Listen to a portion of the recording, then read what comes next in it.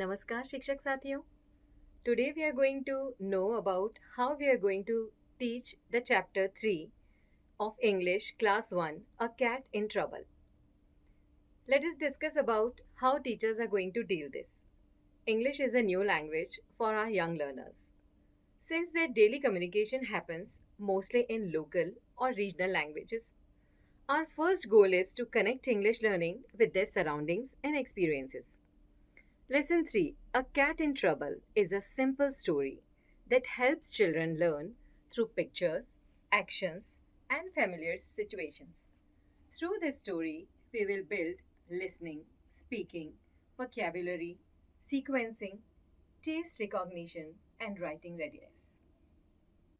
The learning outcomes of the chapters are under 4 head: listening with understanding, recognize letters and their sounds from A to Z, listen to instructions and draw a picture, speaking with confidence, name familiar objects seen in the pictures, respond orally to questions related to the story, carry out simple instructions such as bring me the book, talk about self, situations, and pictures in English, reading with comprehension, associate words with pictures, identify characters and sequence of a story and ask questions, know about fruits and vegetables, recognize animals and their food habits.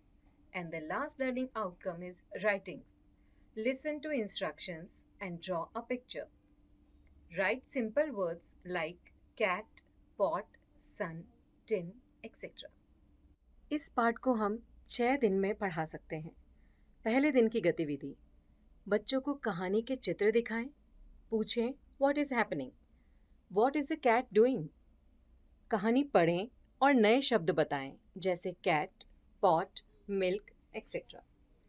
बच्चों से कहें कि वे इन शब्दों को अपनी भाषा में बताएं और फिर इंग्लिश में दोहराएं. लर्निंग आउटकम: सुनने की समझ, चित्रों से शब्द जोड़ना, आत्मविश्वास से बोलना. डे 2, बच्चों से पूछें who all are there in the story, where did the cat come from, what did the cat want, who else likes to drink milk. Learning outcome: मौखिक उत्तर देना, चित्रों से वस्तुओं की पहचान, इंग्लिश में बात करना. डे 3, सीक्वेंस एंड रिटेलिंग, क्रमबद्धता और कहानी सुनाना. 4 चित्र दें और कहें पहले क्या हुआ, फिर क्या हुआ. बच्चों से चित्रों को क्रम में लगवाएं. संकेत शब्द दें जैसे cat, pot, milk, man, woman. बच्चों को कहानी अपने शब्दों में सुनाने को कहें. And the learning outcomes are: कहानी का क्रम समझ जाना, पात्रों की पहचान करना और बोलने का आत्मविश्वास. डे 4, उस दिन हम बच्चों को जानवर और उनके खाने के बारे में चर्चा कर सकते हैं. बच्चों से कहें cat drinks milk, dog drinks milk too. उनसे ये पूछें what do other animals like to eat. बच्चों को उनकी भाषा में जवाब देने के लिए प्रोत्साहित करें. उसके बाद उनसे मैचिंग एक्टिविटीज़ भी करवा सकते हैं जैसे एनिमल को फूड से मैच करना. लर्निंग आउटकम्स हैं इसके: जानवरों की पहचान करना, खाने की आदतों की समझ विकसित करना और शब्दावली निर्माण. डे 5, हम बच्चों के साथ स्वाद की पहचान पर चर्चा कर सकते हैं. कविता पढ़ें. Oranges are sour, mangoes are sweet.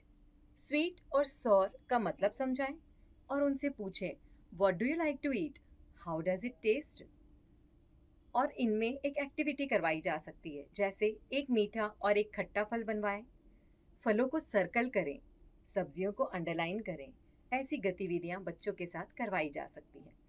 इनके लर्निंग आउटकम्स हैं फलों और सब्जियों की पहचान, स्वाद की समझ, चित्र बनाना और रंग भरना. 6th डे हम बच्चों से ध्वनि और लेखन पर काम करवा सकते हैं जैसे let us listen and trace. अक्षर पहचान गतिविधि करवाएं. Clap on S sound, for example sit, sir, sun. Raise hands on A sound, for example ant, apple. Touch your head on T sound. For example, tap, top, tin. बच्चों से अक्षर trace करवाएं, dots जोड़कर चित्र पूरा करवाएं और रंग भरवाएं।